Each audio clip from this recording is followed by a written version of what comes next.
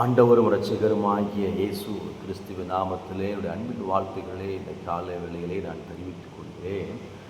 இந்த நாளிலே கர்த்தர் ஒரு மகிமையான வார்த்தையை உங்களோட பேச அவர் விரும்புகிறார். என்னோட பேசின தேவன் உங்களோட அவர் பேச விரும்புகிறார். இந்த வார்த்தை உங்களை உற்சாகப்படுத்தும், இந்த வார்த்தை உங்களை பலப்படுத்தும், இந்த வார்த்தை உங்களை தாங்கும், இந்த வார்த்தை உங்களை தூக்கி விடுகிற ஒரு வார்த்தையாக இருக்கிறது.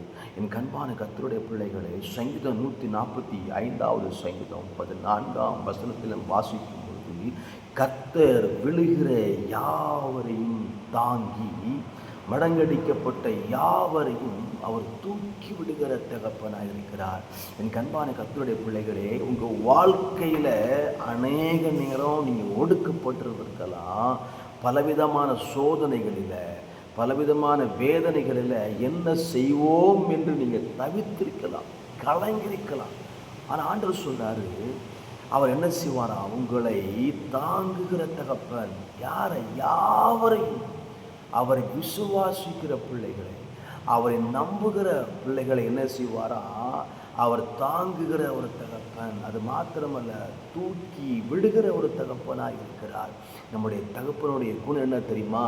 அவர் தாங்குகிற ஒரு குணமுள்ளவர், தூக்கி நிறுத்துகிற ஒரு குணமுள்ள தகப்பன். என் கண்பான கர்த்தருடைய பிள்ளைகளே, இந்த வசனம் உங்களை ஆசீர்வதிப்பதாக.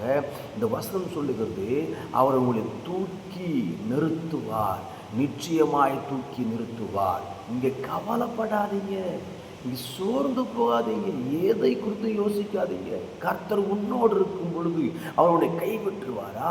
கர்த்தர் உன்னோடு இருக்கும் போது அவர்களுடைய விலகிடுவாரா? என் தேவன் சொல்லுகிறார், நான் உன்னை விட்டு விலகுவதும் இல்லை, உன்னை கைவிடுவதும் இல்லை. தேவன் சொல்கிறார், அவர் உங்களை தூக்கி நிறுத்துவார். தூக்கி நிறுத்துற மாத்திரமல்ல, உங்களை ஆசீர்வதித்து உங்களை பலப்படுத்தி நிறுத்துவாராக. கர்த்தர் இந்த வார்த்தையின்படி உங்களை ஆசீர்வதிப்பார். ஆமென்.